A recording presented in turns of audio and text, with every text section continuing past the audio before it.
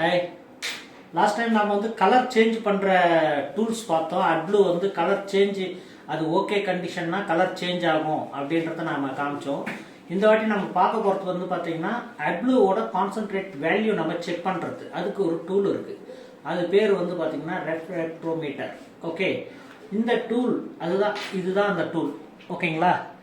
இந்த டூலில் வந்து பார்த்தீங்கன்னா இந்த இடத்துல அந்த அட்ப்ளூ இருக்கு இல்லையா, அதில் ஒரு ட்ராப் இதில் போட்டுட்டு ரீடிங் அப்படின்னு நீங்கள் கொடுத்தீங்கன்னா இதில் பிளிங்க் வரும். அதை வந்து அந்த சென்ஸ் பண்ணி ரீட் பண்ணி இந்த இடத்துல உங்களுக்கு வேல்யூ கொடுக்கும்.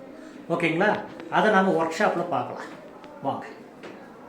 இப்போ நம்ம ரெஃப்ராக்ட்ரோமீட்டரில் வச்சு அட்ப்ளூவோட கான்சன்ட்ரேஷன் வேல்யூ நம்ம செக் பண்ண போகிறோம்.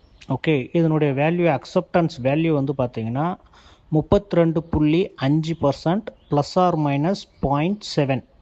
அப்படின்னா 31.8%லேருந்து 33.2% வரைக்கும் அக்செப்டன்ஸ் இருக்குது. ஓகேங்களா?